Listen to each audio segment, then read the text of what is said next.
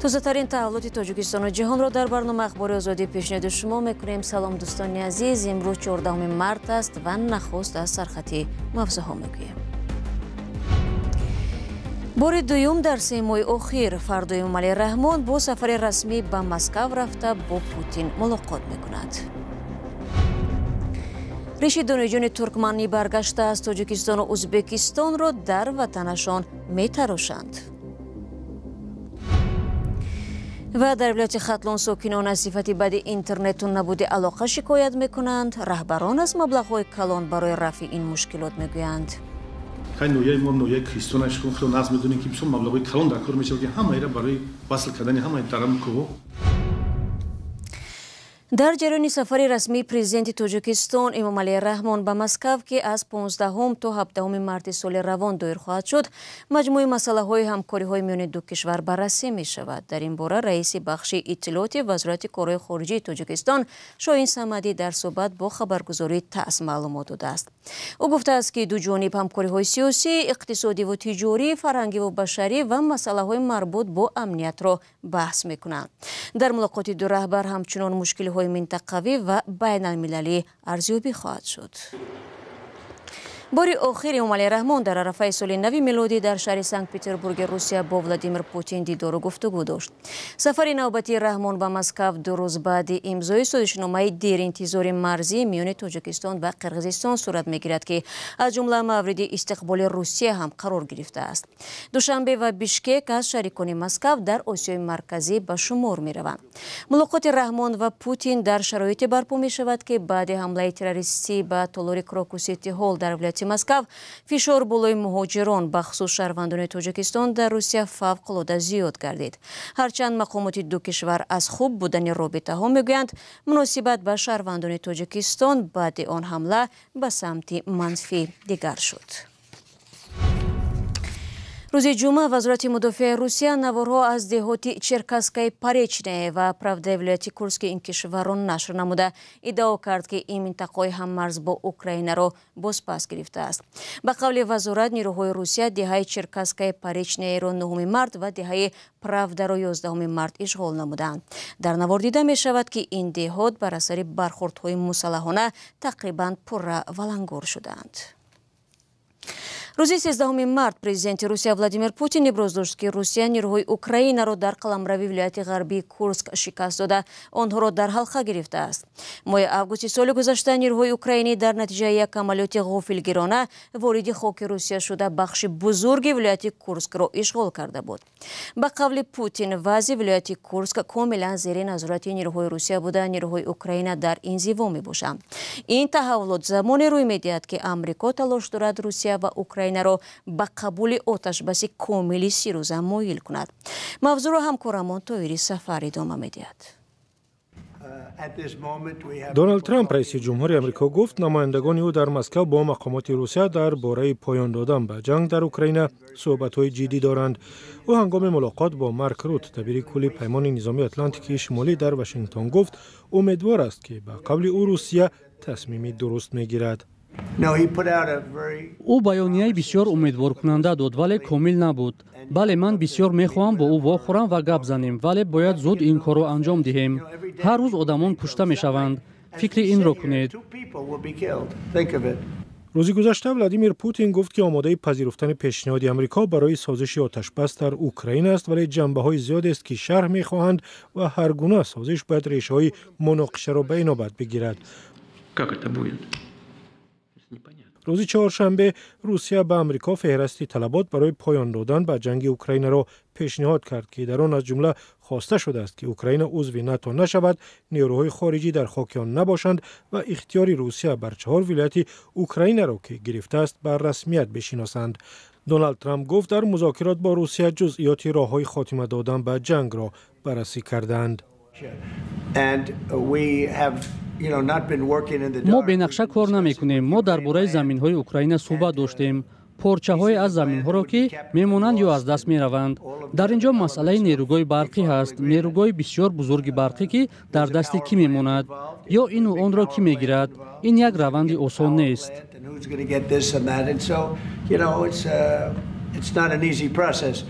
هفته پیش مقامات آمریکا و اوکراین درباره سازش فوری آتشبسی 30 روزه موافقت کردند و مارکو روبیو وزیر امور خارجه آمریکا گفت که پاسخ روسیه بیانگر نیت‌های واقعی مسکو خواهد بود. ولادیمیر پوتین ضمن سخنرانی به دونالد ترامپ برای تلاش‌هایش جهت پایان دادن به جنگ سوری سپاس کرده و گفت که شاید به او زنگ زند و مسئله را بررسی کند. خبرگزاری دولتی تاس گفت که استیو ویتکوف فرستاده خاص آمریکا روز جمعه با ولادیمیر پوتین مسئله ملاقات احتمالی رهبران دو کشور را بررسی کردند. روسیه سال 2022 10,000 سرباز را به اوکراین فرستاد تا به قول ولادیمیر پوتین عملیات مخصوصی جنگی انجام بدهند و جنگ را در اروپا آغاز کرد که بعد از جنگ جهانی دوم دیده نشده است. مناقشه هم پس از جنگ سرد مخالفت عمیق را بین روسیه و غرب به وجود آورد. پس از چند عقب نشینی در مرحله‌های اول، نیروهای روسیه از میانه‌های سال 2024 به پیشروی آغاز کردند و حالا تقریباً 20% قلمرو اوکراین را در دست دارند. این زمان نیروهای روسیه شهر کورسک را که نیروهای اوکراین تابستان سال گذشته اشغال کردند محاصره کردند و ممکن است باز پس بگیرند. در علامت از افزایش باوری روسیه به خود، ولادیمیر پوتین روز چهارشنبه با لباس نظامی به دیدار فرماندهان روس به کورسک رفت و با آنها گفت کارشان را در زودترین فرصت به پایان رسانند. شما برنامه اخبار رادیو آزادی را تماشا دارید. ساکنان ولایت دشاغوز ترکمنستان به بخش ترکمنی رادیو آزادی خبر دادند که افسران امنیتی جوانانی را که در خارج و اساساً در ازبکستان و تاجیکستان تحصیل کردند به بازپرسی میبرند. سخن درباره آنهایی میرود که در دوام 5 سال اخیر در مکتب‌های عالی و یا میانه کسبی آموزش دیدند. به قول مصاحبان رادیو آزادی، اگر این جوانان باز ریش داشته باشند در اداره پلیس ریش‌هایشان را مجبوری تراشیده میکنند. پیش از آغاز برنامه ما تفصیلات را از رهبر بخش ترکمنی رادیو آزادی فاروق یوسفی پرسان شده. Как сообщили нам наши корреспонденты в Туркменистане, и эту информацию... таври ҳамкорони мо дар Туркманистон хабар доданд ва баъдан ин маълумотро манбаъҳоямон дар мақомоти ҳифзи ҳуқуқи Туркманистон низ тасдиқ карданд. Кормандони қудратӣ асосан ҷавононеро ки қаблан дар Тоҷикистон ва Узбекистон таҳсил карданд ба бозпурсӣ даъват мекунанд. аз онҳо умдатан дар бораи ҳодисаҳои Сурия, сарнагун кардани режими Башор Асад ва дигар масъалаҳои марбут бо дину оин ва ибодат суол мекунанд. به نقل یکی از دانشجویان موردهای نیز جای داشته است که آنها را با بسته چاپ شده نسخه کدکس جنایی ترکمنستان زدند. اکثریت جوانانی که ریشدار بودند با اذیت علاوگی مواجه شدند. در رفت بازپرسی ریش آنها تراشیده شده است. همچنان بازپرسی ها را با ماه شریف رمضان وابسته می کنند. گفته می شود مقامات قدرتی ترکمنستان از آن نگران بودند که در سوریه جنگجویان از ازبکستان و تاجیکستان فعال می باشند. были обеспокоены тем, что в Сирии действовали боевики из Узбекистана и Таджикистана. таври ҳамкорам таъкид кард риши ҷавонон хушк тарошида мешуд. ба ғайр аз он муаллифи мақола исрор меварзад ки одамони рӯзадорро ба шикастани рӯза ҳам маҷбур мекарданд. Во время допросов некоторых молодых людей заставляли пить водку. ҳангоми бозпурсиҳо баъзе аз ин ҷавононро барои исботи он ки онҳо чандон мазҳабӣ нестанд ба нӯшидани арақ ва хӯрдани гӯшти хук مجبور می‌کردند. البته این تجربه از بروقت در ترکمنستان رایج است. درباره جای داشتن چنین عملکرد در کشورهای دیگری آسیای مرکزی نیز قبلا گفته می‌شد. از جمله درباره آنکه کارمندان امنیتی برای اثبات آنکه بازداشت شده شخص افراطی نیست به او عرق نوشانده و گوشت خوک را می‌چشاندند. کسی که این عمل را اجرا می‌کرد او را جواب می‌دادند. Экстремисты или не экстремисты. И когда парни, те, кто выпил водку или там отпробовал свинины приготовленной, их сразу же отпускали. سپاس. فاروق یوسفی رهبر بخش ترکمنی رادیو آزادی بود که به سوالهای ما پاسخ میداد. ای هموطنی عزیزتر از جان، ای یوسفی امروزی کنعان، بیرون ز وطن چی حال دارید؟ بیا و از روزگارت ما را آشنا کن. بینندگان عزیز، اگر شما دور از تاجیکستانید و از نازکی‌های مهاجرت آگاه هستید و می‌خواهید دیگران نیز بدانند، پس این برنامه برای شماست. روزگار مهاجر، مطابق شوی با محیط نو، قصه‌های انسانی و سبق‌های حیاتی.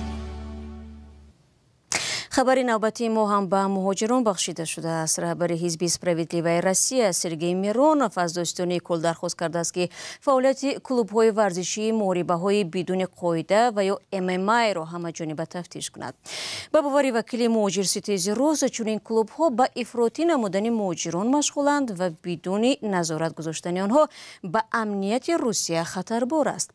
به گفته وی تنها در مسکو حدود 500 کلوب MMA وجود دارد. میرونوف مثل رهبر قبلی حزب لیبرال دموکرات ولادیمیر ژیرینوفسکی با اظهارات تحقیرآمیزش نسبت مهاجران معروف می باشد. در گذشته او طرفدار منع تقدیم شهروندی روسیه به تاجیکستانی ها شده بود و حالا پیشنهاد کرد که دادن شهروندی به تمام مهاجران از آسیای مرکزی موقتا منع شود. حالا رو میاریم به موضوع صفت علاقه و اینترنت. طوری به نظر می رسد مشکل سرعت پست اینترنت و صفت نامناسب خدمت رسانی های شرکت های موبیلی با وجود تنقیدهای رئیس جمهور تاجیکستان و بحث وکیلان در پارلمان هنوز هم حل خود را نیافته است.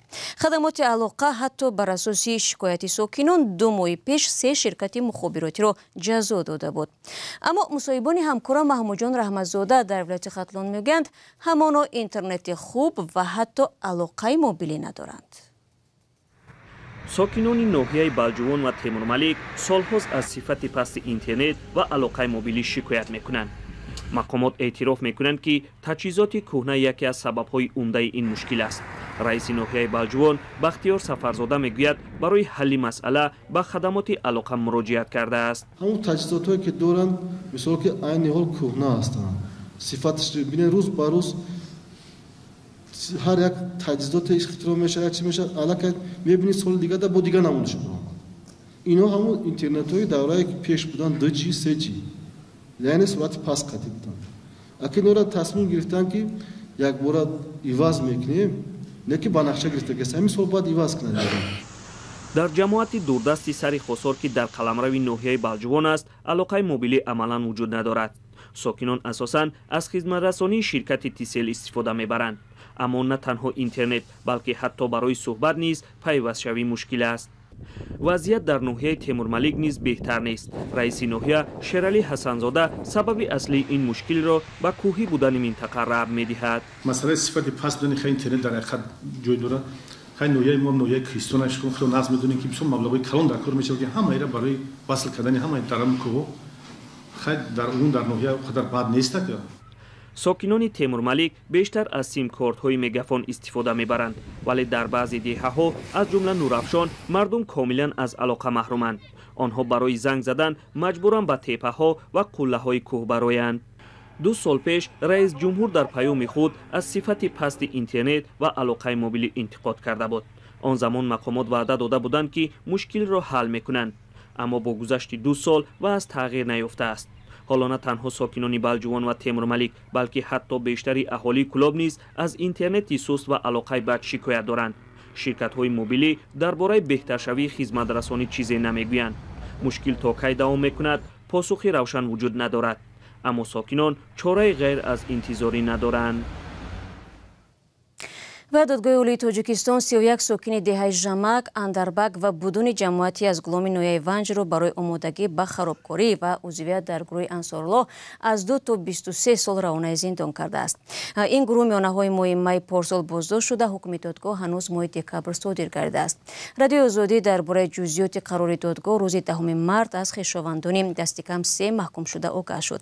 با دلیل هراس از انتقام جویی مقامات این منبع‌ها خواستند نامشان نشر نشود و شما ایضا میتوانید تفصیلات را از وبسایت رادیو آزادی پیدا کنید. دوستان مهربان، برنامه در همینجا به آخر میرسد. سپاس که آن را تماشا کردید. خبر و گزارش‌های بیشتر را چون همیشه درباره حادثه‌های تاجیکستان و جهان میتوانید در وبسایت azadi.org و همین گونه صفحه‌های رادیو آزادی در فیسبوک و اینستاگرام، ایکس و تلگرام، تیک تاک و یوتیوب دسترس کنید. امیدواریم دو روز آینده صورت خوب خواهید داشت. خود را احتیاط کنید عزیزان و خدا نگهبان هر یک شما باشد.